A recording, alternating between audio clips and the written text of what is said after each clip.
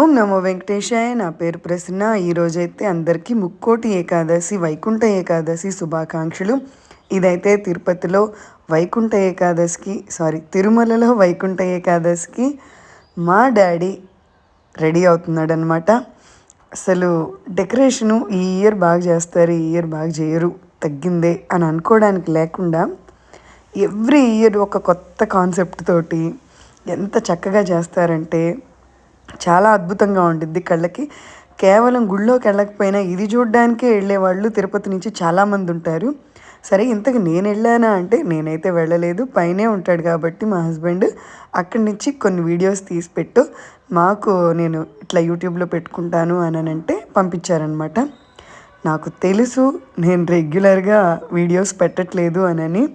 But ఏంటంటే ఇదేమీ నేను డైలీ వ్లాగ్స్ ఛానల్, ఏదో కుకింగ్ ఛానల్ అయితే కాదు కదా. ఏదో దేవుడి గురించి మాత్రమే పెట్టాలి అనుకుంటాను.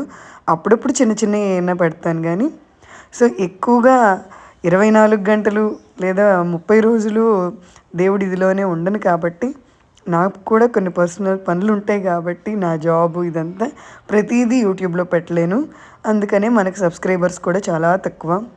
సరే, నా సుత్తంతా పక్కన పెడితే మీరు వైకుంఠ ఏకాదశిని చాలా చక్కగా సెలబ్రేట్ చేసుకోండి.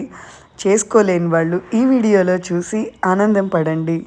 ఎందుకంటే నేను అక్కడికి వెళ్ళకపోయినా చాలా తృప్తిగా ఉన్నాను.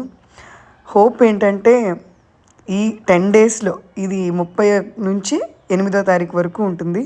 ఈ 10 డేస్లో ఒక్కరోజైనా మా డాడీ నన్ను పిలవకపోతాడా అని నా చిన్న కోరిక.